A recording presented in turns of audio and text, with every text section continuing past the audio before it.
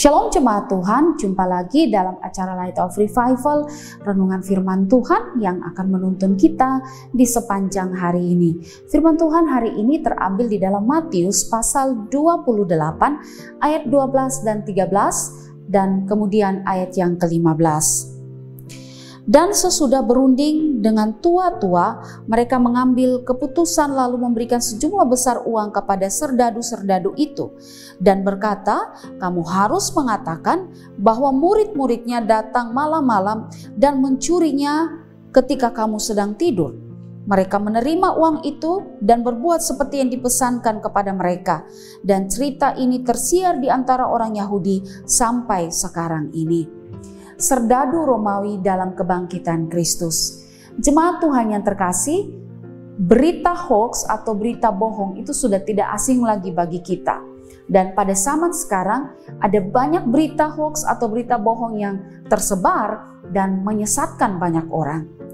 Berita hoax ini juga sendiri sebenarnya sudah terjadi bahkan pada kebangkitan Kristus pada waktu lampau, di mana berita hoax itu sendiri disebarkan oleh tua-tua Yahudi atau petinggi-petinggi agama Yahudi, di mana mereka membayar serdadu-serdadu Romawi supaya mereka menyampaikan berita bohong berkaitan dengan kebangkitan Kristus, bahwa Yesus sebenarnya tidak bangkit, tapi mayatnya dicuri pada malam hari oleh murid-murid.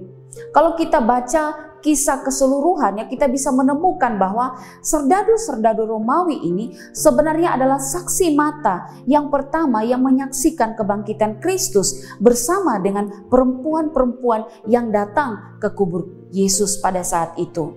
Dan karena itulah para serdadu-serdadu Romawi ini melihat apa yang terjadi, kemudian mereka datang melaporkan kejadian ini kepada para pemuka-pemuka agama Yahudi. Mereka menyampaikan berita tentang gempa bumi yang terjadi. Mereka menyampaikan berita tentang batu kubur Yesus, pintu kubur Yesus itu yang terbuka. Mereka menyampaikan berita tentang malaikat Tuhan yang ada dan tentang Kristus yang bangkit. Tetapi kenyataannya bahwa sekalipun mereka adalah saksi mata yang pertama tentang kebangkitan Kristus, ini tidak lantas membuat mereka menyesal, membuat mereka bertobat, menyesali karena perbuatan mereka yang telah membunuh Yesus. Tapi yang terjadi bahwa justru mereka memilih untuk memutarbalikkan fakta, memilih untuk menyebarkan berita bohong terkait kebangkitan Kristus karena uang, karena mereka telah disogok atau telah disuap oleh orang-orang atau pemuka-pemuka agama Yahudi. Saya mengutip Matthew Henry, dia berkata begini, bukti kuat bahwa Kristus adalah anak Allah ialah kebangkitannya, dan tidak ada seorang pun yang memiliki bukti yang lebih meyakinkan mengenai kebenaran tersebut selain yang dimiliki oleh para tentara itu. Mereka melihat malaikat turun dari langit, menyaksikan tergulingnya batu besar itu, dan melihat tubuh Kristus keluar dari dalam kubur, kecuali jika kegemparan yang mereka rasakan telah menghalangi mereka untuk menyaksikan semua itu. Namun demikian, mereka begitu sukar untuk diyakinkan dengan semua yang telah mereka saksikan itu. Malah mereka bersedia disewa untuk berdusta mengenai dia dan menghalangi orang lain untuk percaya kepadanya.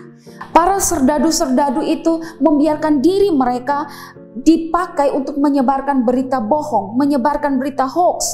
Mereka tahu bahwa sebenarnya itu tidak benar, tapi mereka rela melakukannya. Mereka mau menyebarkan berita hoax itu hanya demi uang.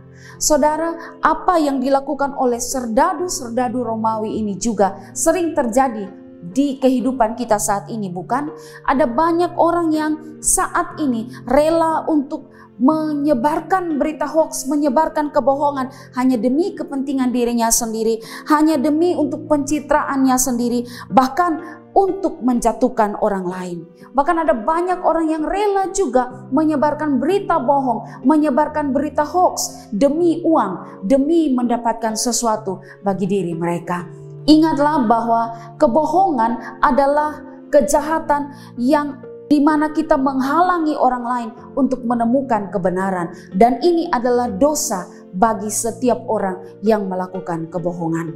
Sebagai orang-orang percaya, marilah kita juga dengan berani menyatakan kebenaran yang kita temui. Walaupun ada banyak resiko yang mungkin akan kita hadapi karena kebenaran yang kita nyatakan. Mungkin kita akan kehilangan jabatan kita, mungkin kita akan kehilangan pekerjaan kita, mungkin gaji kita akan dipotong, mungkin kita akan dikucilkan dan sebagainya.